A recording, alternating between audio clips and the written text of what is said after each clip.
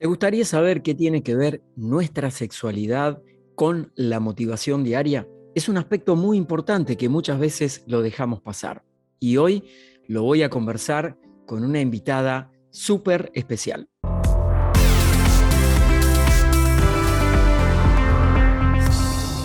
Hola amigos y amigas, ¿cómo están? Bienvenidos a esta nueva entrega juntos.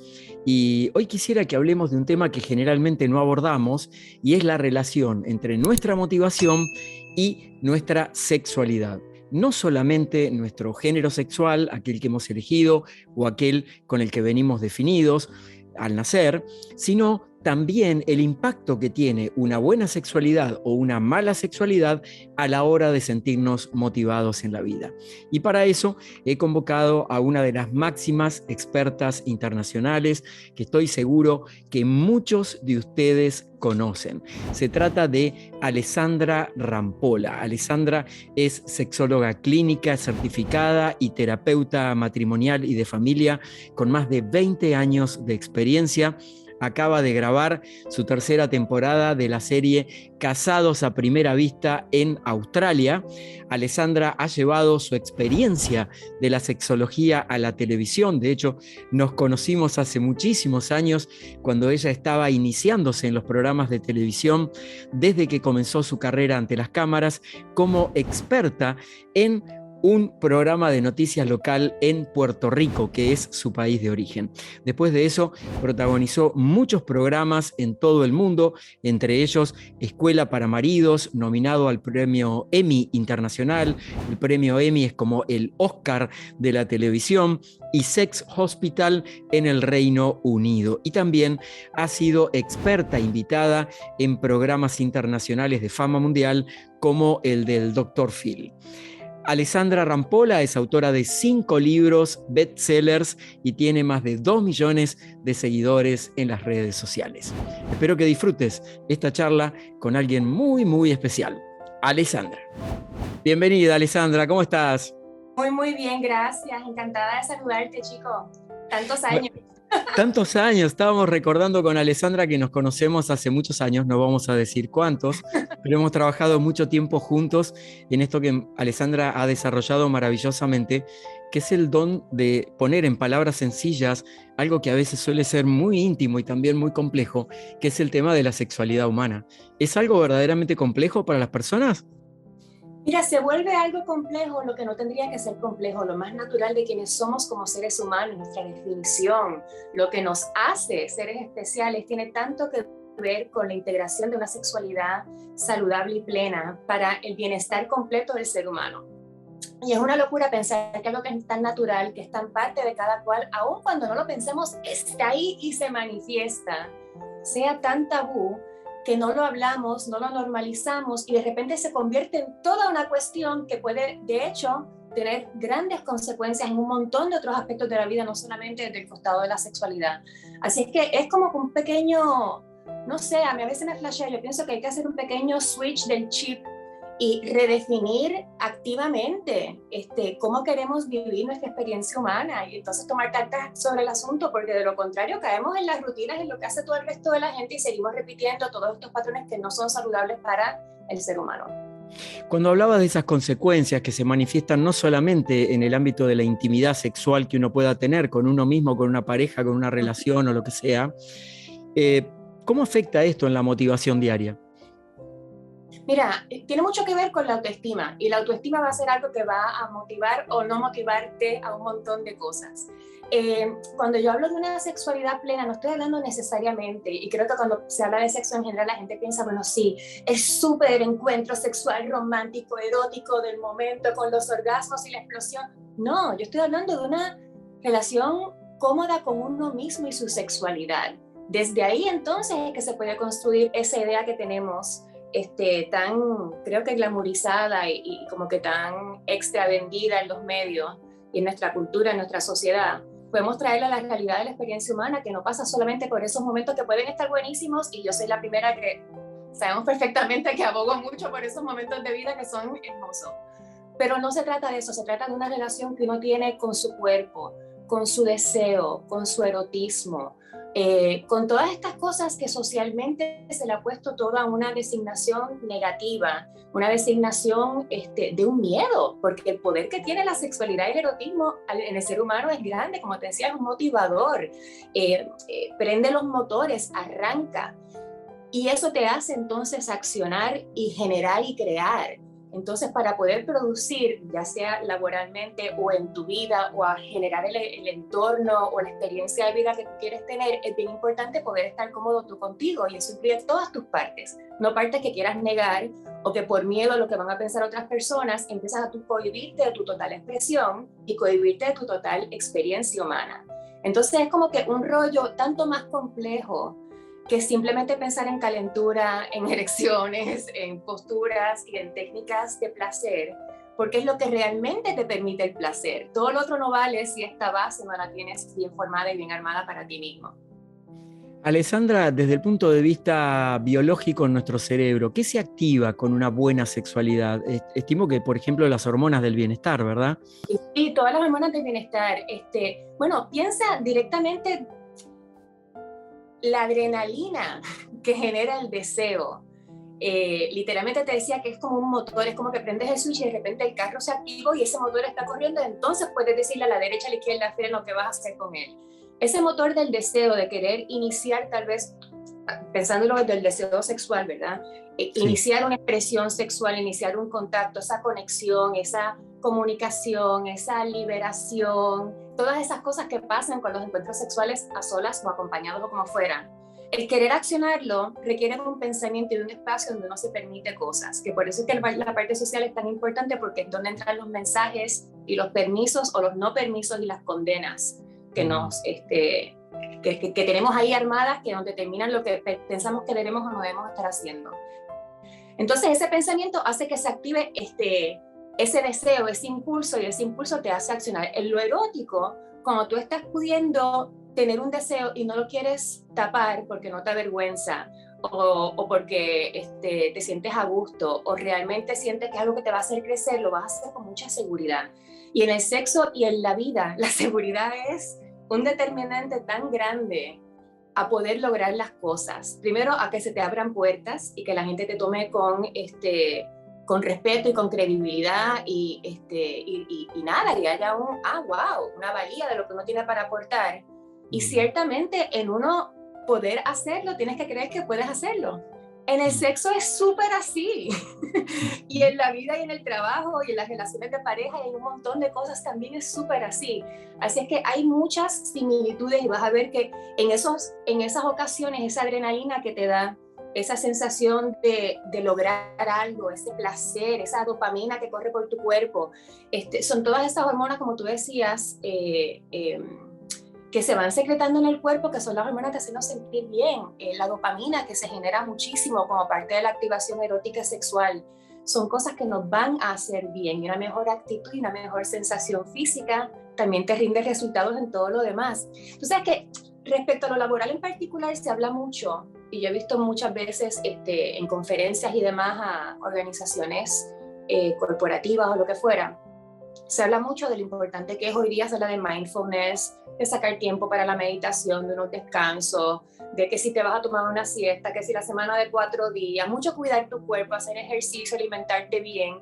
Y no estamos hablando de la faceta también de cuidar de nuestra sexualidad, porque es una de las áreas a cuidar: nuestra alimentación, nuestro sueño, nuestra salud mental, nuestra salud física, nuestra salud sexual. Así es que todas colaboran, y todas, de hecho, cuando uno se siente bien, en todas las diferentes puedes activar esa situación hormonal en tu cuerpo. Lo que pasa es que la sexual es como que muy potente y es una herramienta realmente muy eficaz.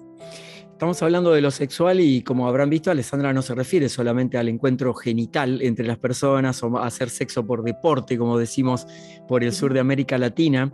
Y estaba pensando también en las consecuencias estresantes de cuando no se tiene un buen sexo. Ahí estimo que se activan las hormonas del estrés. Y sí, y mira que es bien tremendo, porque también el hecho de que sigue siendo un tema tabú la sexualidad colabora a que esto suceda. O sea, el miedo a no llegar a la par de lo que uno piensa, la expectativa generada.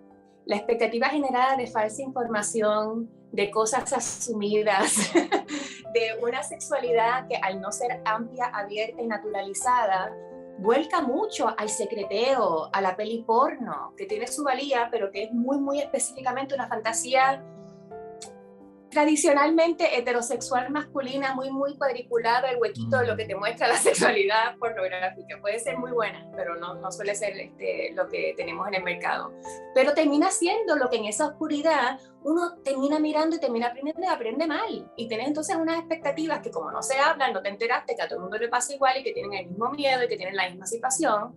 Piensas que el resto están por acá, porque entonces cuando la gente hablan, maravilloso, y no piensa, wow, pues a mí no me pasa eso, wow, pues tal vez yo no tengo sexo 8 veces a la semana, estoy en 4, qué mal me va, y qué mal te va quien dijo, si el 8 era inventado y el 4 está muy bien. Entonces, el no tener esa posibilidad de darse cuenta de lo universal de la experiencia humana, de esas ansiedades, como son tan universales, esas vulnerabilidades justamente son las que nos ayudan a hacer el junte y el bonding que se genera en el encuentro sexual en pareja. Porque cuando uno se muestra vulnerable, ahí es que conectaste, ahí es que tienes algo que estás realmente entregando. Yo soy del pensamiento, Daniel, que en términos de sexualidad realmente uno tiene una experiencia sexual propia que puede ser muy, muy buena y que debe ser muy, muy buena, y que uno en determinados momentos elige compartirla con otra persona. Te dejo ver cómo es mi experiencia sexual, cómo yo vivo el sexo. Te voy a mostrar cómo yo hago esto para que tú sepas acariciarme, tocarme y calentarme de estas maneras que ya yo conozco en mí, que son las que más me gustan, porque yo soy experta en mi sexualidad. Entonces viene desde un lugar muy personal para entonces ser compartido. Y en el compartir, el miedo del juicio del otro lo tenemos todos. Y como no hablamos de que está esa vulnerabilidad, entonces es como que todos estamos haciendo pose. Y es un poquito absurdo porque nos saca de lo que realmente nos podría llevar a un encuentro sexual súper, súper lleno de calentura y que te energiza, ¿no? En ese y en todos los aspectos de la vida. Ahí escuché algunos conceptos interesantes como para quedarnos con eso también, anclarlos y reflexionarnos, el tema de la autoconfianza, el desarrollo de la autoestima. El desarrollo del autoliderazgo, el tomar las riendas también, no esperar como que no ceder ante lo que el otro quiere y reprimirme lo que yo quiero. Y ahí lo conecto con otro aspecto muy importante en la motivación y en el liderazgo y en el autoliderazgo, que es el tema de la comunicación. Es fundamental también, ¿verdad? Es fundamental y requiere, volvemos, una gran práctica en coraje, valentía, vulnerabilidad, el animarnos a decir las cosas, porque la comunicación es súper importante, sí, es súper importante, todo el mundo lo sabe. Todos lo sabemos y por qué tan pocas personas se comunican bien, porque nos aterra. Entonces le tenemos un montón de miedo a esta comunicación que es tan importante, pero nuevamente es porque nos muestra tu lugar de vulnerabilidad en un espacio que no hemos normalizado, que tenemos visto como pecaminoso, que sabemos que hay tanto juicio a lo que es el potencial tan amplio de la sexualidad humana, hay tanto juicio que uno, antes de que te vengan a señalar o lo que fuera, a chicas, y no necesariamente tienes experiencia completa. Y bueno, de diferentes maneras eso nos pasa en diferentes aspectos de la vida, pero en lo sexual en particular impacta de una manera muy inmediata porque tiene que ver con nuestra autoaceptación, tiene que ver con nosotros mismos. Si yo no me acepto, ¿cómo le voy a ir a vender a aquel lo que fuera? Si yo no me lo estoy creyendo. Pasa un poquito hasta por ese concepto de que tienes que creértela tú primero para entonces tener esa seguridad de enfrente. Y esa seguridad la practicas teniendo esa conversación, siendo valiente, dejando saber cuáles son tus límites y tus parámetros, yendo a por tu deseo, no solamente acoplándote a lo que el otro quiere y lo que tú piensas que el otro o la otra espera, sino yo voy por mi deseo, te invito a la fiesta, te invito a la aventura, a que aprendas, a que veas la ruta, pero voy por mi deseo y quiero saber del tuyo, y es como una actitud distinta que también yo creo que en términos laborales muchas veces serviría tanto tener una actitud tanto más así. Sí. Alessandra, estaba pensando en relación con la comunicación y con la visibilización del deseo y nuestra identidad de género, por ejemplo, dentro de un trabajo, que hay países que percibo por todo lo que trabajo alrededor del mundo que están más avanzados que otros en este aspecto. ¿Cuál es tu visión profesional de esta salida del closet general, de toda la diversidad sexual que tenemos hoy, de elecciones sexuales? A mí, primero que nada, lo celebro enfáticamente, con bombos y platillos y explosiones y estrellitas y toda la cosa. Y no te puedo negar que me sorprende de la manera más maravillosa que te puedas imaginar. Pero es una gran sorpresa porque yo crecí en un mundo donde realmente cuando yo me estaba criando y cuando yo estaba teniendo tratar de entender dónde yo caía en mi sexualidad, la adolescencia, todo el proceso incluso de mi educación formal en sexología, esto se veía todo tan lejano. Pensar que estuviera legalidad de matrimonios del mismo género, eso no existía, no se había visto, era pecaminoso, había sido pecado, películas, yo no quiero ver películas de niña, de como que las historias de vida de personas que fueron, bueno, como siguen siendo tantas veces, pero que de una manera muy globalizada eran, pues nada, feamente, se les hacía un juicio muy feo. Eso pensando solamente en homosexualidad, lesbianismo, hombres Sí. homosexuales, porque en ese momento un poquito como la gran cosa bisexualidad, cuando yo era niña se hablaba y era súper risqué. Poder Sí. entender que tantas personas, volviendo a lo mismo de la autoestima, de la identidad, de los motores del deseo de plantarse, de sentirse completo, de vivir su experiencia tal cual es de manera honesta y orgánica, tiene que estar esa autoaceptación de todo, de quién soy. Eso incluye mi orientación sexual, mi identidad de género, mis preferencias sexuales, mis fantasías sexuales, mis prácticas que más me gustan, mis particularidades, porque a mí me gusta, no sé, que me pellizquen acá, pero que me acaricien suavecito por acá, y eso es muy mío. ¿Qué sé yo? Aceptarse todo eso y decir, esto es lo que yo traigo a la mesa, ahí está la individualidad, y ahí está lo especial de cada persona. Pienso que volvemos en un mundo con tantos seres humanos, que es una locura pensar que somos tantos y que todos somos tan especiales y tan únicos. Creo que pasa un poquito por ahí, la particularidad de cada cual, la visión, el entendimiento, la aceptación y entonces la vida que puedes tener a partir de eso, de esa integración y de ese balance fluido entre todas tus partes, como tenemos con otros aspectos de la vida. Una cosa que me gustaría comentar, esta es una visión personal y quisiera saber qué opina Alessandra, es que no es necesario aprenderse todas las siglas de géneros y variedades y preferencias que hay en el mercado, porque van a seguir surgiendo inevitablemente. Quizá lo único que tengamos que aprender es como la idea y el concepto y anclar dentro nuestro el propósito de la aceptación genuina de tal como el otro es, tal como se expresa y demás, y aceptarlo desde ese punto de vista. Positivamente estoy viendo cada vez más en organizaciones de todo tamaño, de todo tipo, de orígenes familiares, pequeños negocios, grandes compañías multinacionales, que empiezan a celebrar la diversidad en serio, no como algo de adorno, digamos, o polite, o para quedar bien con la sociedad. ¿Cómo estás viendo ese fenómeno según los distintos países por donde te vas moviendo con tu trabajo? Yo con mi trabajo me muevo en países donde eso sí lo veo y me alarmo ante tantos países donde todavía sé que no se ven, aunque yo no los estoy, no los estoy visitando necesariamente. Es un flash, como te decía, yo no pensé que iba a haber en mi vida esta aceptación, esta movida que me parece tan certera y tan correcta, pero la veía tan lejana que pensé que no iba a llegar nunca. Me ha sorprendido de la mejor manera. Hay tanto más por hacer, porque por una parte se ve una aceptación, pero siempre va a haber la resistencia a eso y siempre todavía no estamos hablando de un lugar normalizado de nuestra sexualidad y todo lo que eso implica. Todavía hay debate sobre qué se enseña en las escuelas, qué no se enseña, hasta dónde llegamos, es experiencia humana del ser humano y somos todos distintos. El menú es súper amplio y cada uno puede escoger lo que quiere del menú, siempre y cuando no se haga daño físico, emocional, y sea entre adultos y de manera 100% consensual por absolutamente todas las partes envueltas. Pueden ser 56 personas y está todo cool. Entonces, esa variedad de la posibilidad de expresión erótica humana me parece que es bien importante y sí la veo mucho más reflejada, sobre todo en términos de identidad de género. Lo estamos viendo en la televisión, en el cine, nuestras artes empiezan también, la erotología actual empieza a tomar la forma de lo que estamos viendo, como movidas sociales que van aceptando ahora más, de una manera más inclusiva y más completa la experiencia humana. Y estoy completamente de acuerdo contigo, Daniel, lo que decías sobre el comienzo de este temita, de que no hay que volverse loco con todas las siglas. Yo misma que estoy en esto, a cada rato es como que, ¿cómo dice? ¿Ahora qué? ¿Cuál es la clasificación? No me molesta y lo sigo aprendiendo, y como todos estamos todos en proceso de aprender porque estamos poniéndole títulos y nombres y poniéndole luz a un montón de cosas que no se habían hecho antes, todo es nuevo. Yo lo pienso un poquito desde el costado de lo que siempre nos une, que es nuestra condición de seres humanos, y como seres humanos somos seres sexuales, somos seres sexuados, sea cual sea la identidad de género, sea cual sea el género biológico, sea cual sea la orientación sexual, esa condición humana es de cada uno de nosotros.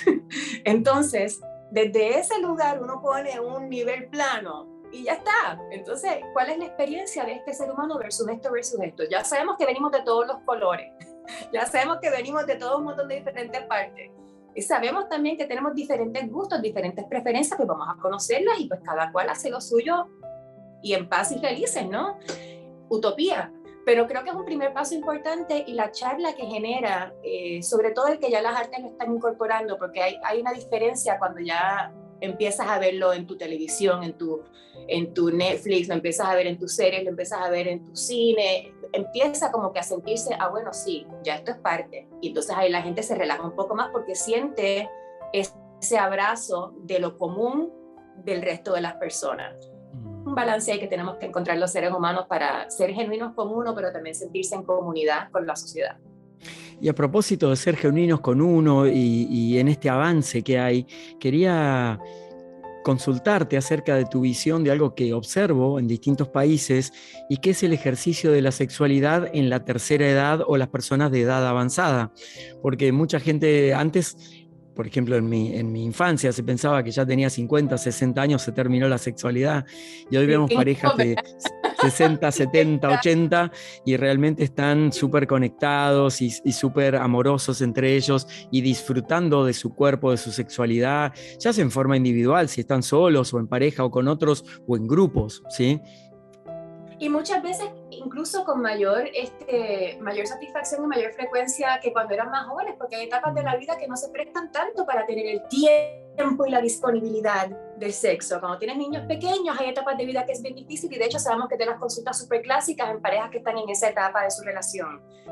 Diferentes momentos en la vida, que por trabajo, por enfermedad, cuando están más viejitos, todo el mundo se graduó, todo el mundo se fue, tal vez estás retirado, tal vez tienes, no sé, tienes tiempo, estás relajado, estás con tu pareja. Incluso hace años atrás, me acuerdo que vi en una ocasión un estudio muy interesante que hablaba sobre las tasas de enfermedades de transmisión sexual, como lo elevadas que son en los asilos de ancianos, porque eso, pues nada, de repente están allí, todos viven juntos, tienen sus saliditas y obviamente son seres sexuales y van a accionar como adultos que son en su sexualidad. Esa es una de las muchas cosas que hoy día tiene tanta más visibilidad que la tenía hace 25 o 30 años. Y debe ser así porque la experiencia humana es sexual desde el día que nacemos hasta el día que morimos.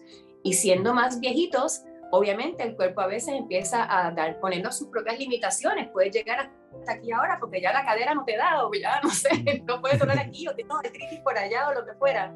Uno va ajustando, pero la conexión, el erotismo, el rozar, besar, frotar, calentar, orgasmar, eso independientemente de la edad y de la condición física, aeróbica y deportiva que puedas tener, eso siempre lo puedes mantener. Eso es súper importante porque son todas maneras de expresar nuestra sexualidad.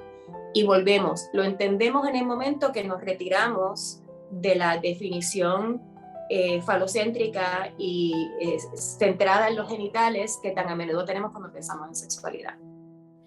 Alessandra, para ir cerrando la conversación de hoy, que me resulta maravillosa, gracias por esa oportunidad, me encantaría si pudieras compartirnos 3 o 4 ideas de por dónde empezar a descubrir la sexualidad a alguna persona que tal vez todavía tiene un poco reprimida esa parte dentro de sí. Mira, sí, yo creo que obviamente pasando tiempo con uno, y para pasar tiempo con uno y poder entender eso, hay que poder pasar tiempo con los pensamientos eróticos de uno. Para muchas personas, mujeres sobre todo, es mucho más difícil para la mujer por la manera en que nuestra cultura es, con el patriarcado y con la estructura que tenemos que no permite, o todavía sigue viendo de maneras muy distintas la sexualidad y la expresión erótica femenina que masculina. O sea que para los hombres hay un permiso social que nosotras no tenemos, pero darnos el permiso de realmente pensar, ponernos a pensar en detalle sobre aquello que nos erotiza, exponernos a cosas, lecturas eróticas, yo siempre pienso que son de las mejores herramientas que se pueden tener, me parece mucho más poderosa que una peli porno.